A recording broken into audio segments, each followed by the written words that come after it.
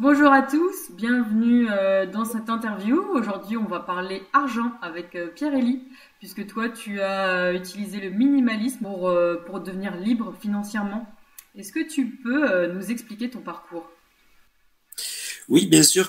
Donc, effectivement, le minimalisme m'a permis d'accélérer, m'a permis de devenir indépendant de manière très rapide parce que pour certains, ça prend 20 ans et donc c'est trop long. Mais moi, ça m'a pris beaucoup moins que 20 ans. Alors, j'ai grandi dans une famille modeste avec juste ma maman qui nous élevait, moi et mes deux frères, avec son salaire. Et, euh, et donc, ben, j'ai fait des études assez longues avec une voiture qui tombait toujours en panne et un appartement trop petit. Donc, le jour où j'ai eu mon premier salaire, j'ai un peu craqué et j'ai beaucoup dépensé. Donc, j'ai acheté une voiture quasi neuve, devait avoir 5000 km au compteur quand je l'ai acheté, ou 10 000. J'ai déménagé d'un appartement que je n'ai pas acheté d'ailleurs, c'est l'erreur que j'ai fait à cette époque-là, mais avec un loyer très élevé, j'ai des produits de luxe presque à chaque repas. Rien de bien. J'ai jamais été trop sur les possessions, donc j'ai pas acheté, à part ma voiture, j'ai pas acheté beaucoup d'objets de luxe ou quoi, mais par contre, je me faisais beaucoup de plaisir, beaucoup de restos, beaucoup de bons repas, quoi. Et à un moment donné, tu t'es dit stop. Qu'est-ce qui s'est passé? J'ai arrêté d'être ingénieur au bout de 2 ans parce que le métier ne m'intéressait pas finalement. Et je me suis mis à gagner un peu moins d'argent, mais à dépenser toujours autant. J'avais gardé cette habitude de dépenser. Et donc je me suis retrouvé vraiment dans le rouge. J'avais plus du tout d'argent de côté. En plus, quand j'ai arrêté mon travail d'ingénieur, j'ai tenté une activité. J'ai créé un commerce de vin qui n'a pas fonctionné autant que je voulais. Donc j'avais fait un petit crédit pour ce commerce, donc il fallait que je continue à le rembourser. J'avais toujours un loyer trop élevé et donc je suis parti à l'étranger. C'était en 2016, en avril 2016, je me rappellerai tout le temps. Je suis parti avec des copains en vacances et il y avait une correspondance et en fait quand j'ai raté la correspondance, donc j'ai dû racheter un billet sinon j'étais bloqué et et en fait, le rachat du billet, c'était quasiment le budget que j'avais pour la semaine. J'avais plus d'argent pour terminer le séjour, donc j'ai appelé ma maman, je lui ai dit bon, est-ce que tu pourrais me dépanner parce que là je suis bloqué à l'étranger, j'ai mon billet d'avion pour le retour, mais j'ai pas de quoi m'acheter à manger les 4 jours qui restent. J'avais 30 ans quasiment, je me suis dit c'est pas possible à 30 ans de devoir demander des sous à sa mère, quoi. Il y a un problème, il faut que je change quelque chose, quoi. Donc je suis rentré, et voilà, j'ai regardé mes dépenses en face, en fait, j'ai regardé ma vie en face, je me suis dit, bon là, c'est pas possible de dépenser tout ça. Donc j'ai changé d'appartement, j'ai pris un deuxième boulot pour pouvoir gagner plus d'argent aussi et finir de rembourser les dettes que j'avais à ce moment-là. Au total, en cumulé, je devais avoir à peu près 1 500 € par mois de revenus à cette époque-là. Mais j'avais toujours mon crédit pour la voiture qui me coûtait 350 €. J'avais mon crédit pour le magasin qui me coûtait 450 € et j'avais un loyer de 600 €. Donc globalement sur les 1500, j'avais déjà tout qui partait avec ça, quoi. Donc en fait je dépensais de l'argent que je n'avais pas pour manger, pour vivre. Et donc j'ai remboursé en anticipé les deux crédits grâce à mon deuxième boulot. Et donc en fait à cette époque-là j'avais un loyer trop cher. Je me suis dit il faut que je change d'appartement. Et c'est là où j'ai eu un état d'esprit un peu différent de ce qui peut se faire habituellement, c'est que je me suis pas dit je vais prendre un appartement en location moins cher, je me suis dit je vais acheter un appartement pas cher et comme ça je pourrai vivre dans un appartement qui m'appartiendra. La mensualité de crédit me coûtera moins cher que mon loyer actuel, mais en plus il sera remboursé, il sera à moi dans quelques années. Donc c'est ce que j'ai fait, je suis allé voir la banque. Bon, pardi, avec mes charges et mon faible salaire, c'était compliqué.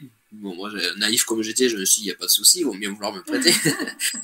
Ça n'a pas fonctionné, hein. Ça n'a pas fonctionné de suite, donc je me suis associé avec ma mère. Alors pareil, c'est une astuce, en fait, je l'ai acheté tout seul, l'appartement. J'ai remboursé, j'ai payé les mensualités tout seul, mais j'ai fait une SCI avec elle où elle avait 10% de départ, ce qui permettait de rassurer les banquiers. Elle avait un bon salaire, elle n'avait pas d'endettement, très peu, parce qu'elle avait que sa résidence principale, mais je crois qu'elle était payée, elle avait juste un crédit de travaux. Je suis passé d'un loyer de 600 € à un crédit de 450, une mensualité de crédit de 450. Alors à cette époque, je n'y connaissais rien, j'avais pas compris que j'aurais aussi une taxe foncière à payer et des charges de copropriété. Ce qui fait qu'au final, ça me coûtait quand même dans les 600 € par mois, hein. Mais bon, la différence, c'est que c'était un bien qui m'appartenait. Ça t'a pris combien de temps au final pour entre ce moment-là et le moment où tu as acheté ton deuxième appartement? Parce que toi, en fait, tu es devenu financièrement libre avec l'immobilier. D'ailleurs, pourquoi tu as choisi l'immobilier? Parce que il paraît que le marché régresse, c'est compliqué de trouver un bien, il faut de l'argent pour commencer à se lancer et acheter plusieurs appartements. Oui, alors en 2016, les discours étaient un peu différents quand même, parce qu'on a vécu une période 2016-2021, c'était quand même les années où les taux de crédit étaient extrêmement bas, les biens immobiliers pas très chers, on arrivait à trouver des biens très rentables, et donc il y avait quand même une certaine euphorie même autour de l'immobilier. Alors pas trop dans mon entourage parce que mes proches n'y connaissaient rien, mais je regardais un peu sur internet, je cherchais des informations et il y avait les formateurs en immobilier ont fleuri à cette époque-là, quoi. Et en fait moi au début j'ai acheté mon premier appartement en 2016 juste pour y vivre, j'avais pas du tout prévu d'investir. Et mais en fait, j'ai trouvé que c'était vraiment beaucoup plus facile d'acheter un bien immobilier que ce que je pensais avant. Le fait d'avoir acheté celui-là, ça m'a mis un pied dans l'immobilier, même si c'était pas du locatif. Je me suis dit, mais en fait, c'est pas très dur d'acheter un bien immobilier, et en plus, c'est la banque qui finance. Et donc, en fait, ce qui m'a donné le déclic du locatif, c'est que je suis parti en vacances dans les Alpes, en été, et j'ai fait des sports de montagne d'été. Et j'ai pris conscience qu'un appartement à la montagne, bah, ça se loue l'hiver, ça, il n'y a aucun doute. En plus, c'était dans les Alpes, donc il y a le ski. Et j'ai pris conscience qu'il y avait aussi des activités l'été, ce qui fait que c'était... si j'achetais un appartement à la montagne, je pourrais le louer presque toute l'année. En tout cas, il y a au moins deux hautes saisons, quoi. Et donc, j'ai acheté un appartement à 9 heures de route de chez moi, dans les Alpes. Et en fait, agréable surprise, je le loue beaucoup plus cher que ce que l'agence m'avait annoncé. Je fais 3 fois plus de chiffre d'affaires que ce qui était prévu. Parce que les semaines de haute saison, je les loue plus cher que ce que l'agent m'avait annoncé. Et en plus, les 6 mois où il m'a dit, oh, vous l'aurez pas du tout, ben, je loue moins cher, mais je loue. Et donc, je me suis dit, mais attends, si je gagne autant d'argent avec la courte durée, il faut que je fasse pareil avec mon appartement dans lequel je vis. Donc, j'avais une chérie très compréhensive quand même, parce que du coup, je lui ai dit, attends, l'appartement dans lequel on est là, on va le mettre en location aussi. C'est fou ce truc, ça gagne plein d'argent. Et donc, je suis redevenu locataire à cette époque-là, j'ai reloué un bien et j'ai mis les deux biens en location. Et ça a effectivement beaucoup marché aussi le deuxième, alors que c'était pas du tout, enfin, c'était dans ma ville, quoi, c'était dans le Lot, donc pas du tout aussi touristique, mais ça a quand même bien fonctionné. Et du coup, quand j'ai vu comment ça marchait, dès l'année d'après, j'ai racheté un lot de 2 maisons. J'ai racheté deux autres biens. Je me suis dit, là, ça y est, j'ai trouvé un filon, j'y vais. J'y vais. Et donc, j'en ai racheté 2 autres. Et en 2021, un immeuble entier de 4 appartements. Et c'est à ce moment-là que je suis devenu libre. J'avais au total 8 biens locatifs. 8 biens, non, pardon, 8 biens au total, mais entre-temps, moi, je m'étais remis, j'avais arrêté ma location et j'habitais dans une des 2 maisons que j'avais achetées. Tu es toujours prof de maths là? Je suis toujours pro de maths actuellement. L'immobilier me permettrait en fait de vivre, puisque comme je lis la frugalité et j'ai pas mal investi, j'ai acheté 8 biens en 5 ans. J'en ai acheté un 9e entre temps, mais j'étais déjà libre avec les 8 premiers. Mais en fait, pour faire grossir la boule de neige, j'utilise l'intégralité de ce que me rapporte l'immobilier. Je l'investis en bourse. Je fais travailler les fruits du premier investissement. Et donc, pour vivre au quotidien, je continue à donner des cours. J'ai besoin de 1500 euros par mois pour vivre. Et donc, dès que j'atteins 1500 euros par mois avec mes élèves, je dis stop aux autres. Comme ça, je travaille pas trop, j'ai de quoi vivre et l'immobilier me permet de réinvestir en bourse. Donc là, il te faut 1500 euros par mois. Je sais pas, ça me paraît pas beaucoup. Mais est-ce que tu as des... Bah là, actuellement, tu es en couple, mais est-ce que tu as des enfants? Oui. Parce que ça coûte cher les enfants quand même, hein. Pour le business, c'est pas... Oui, ça coûte cher les enfants. J'ai un enfant. Et effectivement, c'est pas beaucoup. En même temps, j'habite pas en Île-de-France. J'habite dans une ville quand même où la vie n'est pas très chère. Et je suis devenu minimaliste. Donc avec 1500, mais chacun, moi je dépense 1500 euros par mois, ma compagne aussi. Donc au final, on vit très bien. J'ai réaugmenté un peu mon niveau de vie. On vit avec 3000 euros pour 3. Les enfants coûtent cher, oui et non, parce que les 3 premières années de leur vie, il y a des aides. Depuis qu'il a 3 ans, on n'a plus l'aide, mais il est à l'école. Et l'école, il est dans l'école publique, c'est gratuit. Donc ça nous coûte cher en activité surtout parce qu'il veut faire plein de trucs et puis on veut pas trop le freiner. On évite de lui acheter des bêtises. J'essaie de lui inculquer un peu ce mode de vie que les choses qui servent à rien on les achète pas tout court. C'est devenu un réflexe même pour moi ce mode de vie. C'est-à-dire que au début je me posais la question vraiment je m'apprête à acheter ça, est-ce que ça va vraiment m'apporter plus de bonheur, est-ce que ça va vraiment m'acheter de la valeur? Et si la réponse était non, je l'achetais pas. Je devais me poser la question. Maintenant, c'est devenu automatique et globalement, je n'achète rien. Alors, j'ai un budget loisir, mais voilà, je dépense tout mon budget loisir en expérience, quoi. J'adore faire du sport, je pars en voyage, des choses comme ça. Je fais des restos, j'adore les restos. Et on adore tout ça dans la famille, donc on le fait. Mais voilà, je n'achète aucun objet. Et du coup, mon fils me voit vivre comme ça. Ma chérie qui n'était pas comme ça, elle commence un peu à être comme ça aussi. Enfin voilà, je rayonne un peu autour de moi du coup et toute ma famille a adopté ce mode de vie un peu sans s'en rendre compte. Moi je trouve le plus dur c'est plus les proches qui veulent toujours offrir des trucs à l'enfant. Enfin, à son anniversaire il a 20 cadeaux par exemple quoi. Tout le monde veut absolument lui offrir un truc. Mais il n'y a pas besoin de tout ça quoi. Et le problème c'est que à Noël dernier là, ça vient juste de passer, il a eu des cadeaux chez ma mère, il a eu des cadeaux chez ma belle-mère, il a eu des cadeaux chez mes grands-parents, chez les grands-parents de ma compagne, chez les tontons, à chaque fois qu'on allait quelque part, il avait des cadeaux. Et ce qui m'a fait halluciner, c'est à un moment donné, ça faisait déjà une semaine que Noël était passé, on va, je sais plus chez qui, chez des amis certainement, il n'y avait pas de cadeau pour lui. Et il dit, mais il n'y a pas de cadeau là. Il avait dit qu'à chaque fois qu'il allait quelque part, il y avait des cadeaux quoi. Donc c'est ce qu'on essaie de faire. Mais là justement, j'ai eu une discussion pas plus tard qu'hier avec ma compagne. On a des cartons qui traînent partout, même dans la maison. On est envahi en fait de choses. On en a trop et même mon fils il joue plus avec tout. Alors le problème c'est que comme elle est aussi assistante maternelle, il faut quand même en garder pour les enfants qu'elle accueille. Mais ouais, il y a trop de choses. Donc j'ai du mal. Alors moi j'ai toujours la frugalité. Mon état d'esprit est respecté parce que je n'achète absolument rien et même encore moins parce qu'on lui offre tellement de trucs que j'achète rien pour lui quoi. On a tellement pris l'habitude dans notre société d'acheter tout le temps qu'en fait on n'y prend plus de plaisir, on le fait par habitude ou pour faire comme le voisin ou quoi. On dépense beaucoup d'argent pour des objets que moi j'ai la grand-mère de ma compagne, ça me fait halluciner. Alors elle a des objets non déballés quoi. Elle a des objets qui sont encore de leur emballage d'origine. C'est pas possible, ça t'a servi à quoi d'acheter ça? Non, j'arrive pas à comprendre quoi. On associe souvent le minimalisme et le frugalisme à la privation et à la frustration. Est-ce que tu as quelque chose à dire sur ce sujet, toi qui as passé par tous les états finalement? Ouais, oui, c'est vrai. Alors je suis pas du tout d'accord avec ça, mais après bon, chacun a sa vision du truc. Peut-être que certains se sentiraient privés de vivre avec mon mode de vie. Et moi qui ai connu les deux, qui ai connu les dépenses superflues et expansives et le frugalisme, clairement, j'ai pas l'impression que ma vie est plus vide ou moins remplie actuellement. Elle est remplie juste d'autres choses, elle est remplie de bonheur beaucoup plus simple.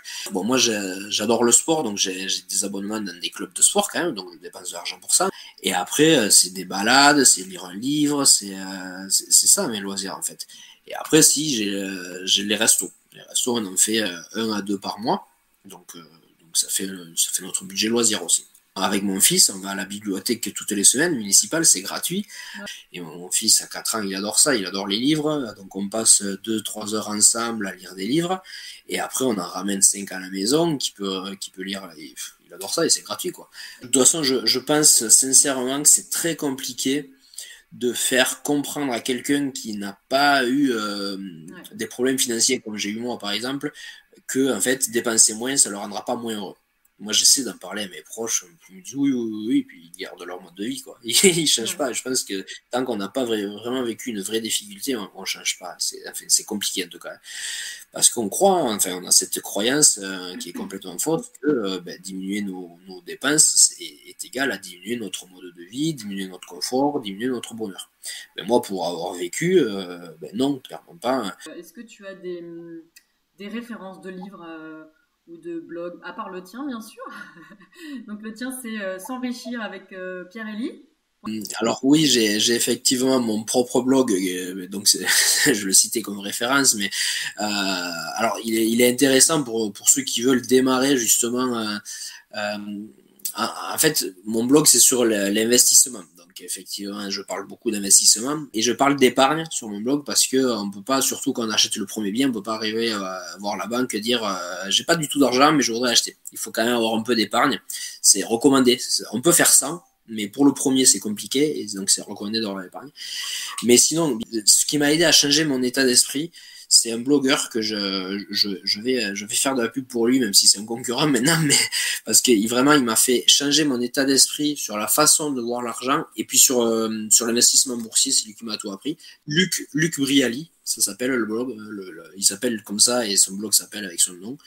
Donc, oui, en fait, bon, déjà, il a un style vraiment épuré, quoi. Il n'y a pas de blabla pour du blabla. Les articles sont assez clair et concis, et puis il est vraiment dans le même état d'esprit que moi, c'est-à-dire c'est pas souvent dans l'investissement, les blogs ou les chaînes YouTube qu'on trouve, c'est beaucoup il faut grossir toujours plus, gagner toujours plus d'argent, mais pour pouvoir dépenser aussi toujours plus, quoi. Il faut pas baisser nos dépenses, il faut augmenter nos revenus. C'est bien beau, mais enfin, si on veut aller vite, c'est bien de faire les deux à la fois. Et ce Luc Brialy, il a ce même état d'esprit, c'est que si on veut être efficace, il faut d'abord réduire ses dépenses. Mais pareil, sans se frustrer, quoi. Arrêter d'acheter des trucs qui servent à rien. Et cet argent qu'on n'achète pas, qu'on n'utilise pas, s'en servir pour investir, quoi. Et ensuite, j'ai lu quelques livres. Donc, il y a Le Père riche, Père pauvre, il est très connu. Mais moi, c'est L'homme le plus riche de Babylone qui m'a le plus impressionné. Je sais pas si tu connais. Non. C'est un livre qui raconte l'enrichissement, mais c'est un livre très ancien et c'est pour dire que en fait aujourd'hui les règles sont exactement les mêmes qu'il y a je sais pas combien de siècles, quoi, et que c'est toujours pas appliqué aujourd'hui, quoi. C'est fou parce que l'information elle est connue, elle est dans les livres. Maintenant il y a plein de blogueurs, il y a plein de chaînes YouTube qui parlent de tout ça et c'est toujours pas appliqué. En fait, c'est appliqué par une minorité. Mais moi, il m'a bien aidé parce que c'est pareil, il est très clair. Ce livre, c'est 10 petites histoires en fait qui se regroupent en une, qui sont toutes un peu liées, mais voilà, sur des points précis. Alors, je l'ai lu il y a longtemps, je ne me rappelle plus en détail, mais il y a toute la notion de se payer en premier, qu'on retrouve aussi dans Père riche, Père pauvre. Le fait de, en fait, épargner dès qu'on reçoit le salaire et pas attendre la fin du mois, parce que sinon, il n'y a plus rien, quoi. Et de mettre minimum 10% de son salaire en épargne. Ça, c'est. Alors, moi, je parle même de 15%, je suis un peu plus gourmand, mais je pense que 10%, c'est le strict minimum. Personne ne devrait épargner moins que 10% de son salaire, quel que soit le salaire d'ailleurs. Et le fait que épargner, c'est pas suffisant, qu'il faut investir cet argent. Toutes ces notions, elles y sont dans L'homme le plus riche de Babylone, donc c'est une lecture que je recommande. Tu disais que ça existe depuis longtemps, mais qu'il y a très peu de gens qui le font, mais à ton avis, pourquoi? Ben, en fait, il y a cette notion dont on a parlé tout à l'heure que ben, pour pouvoir, enfin, l'homme le plus riche de Babylone, c'est vrai, dans ce livre-là, il est recommandé d'épargner minimum 10% de son salaire. Mais dans l'épargne, il y a ce côté privation qui est que pour beaucoup, il y a plein de gens qui n'épargnent pas du tout, quoi. Ou quand ils épargnent, c'est en prévision des vacances de l'été. Et mais ils redépensent tout ce qu'ils ont épargné de suite, quoi.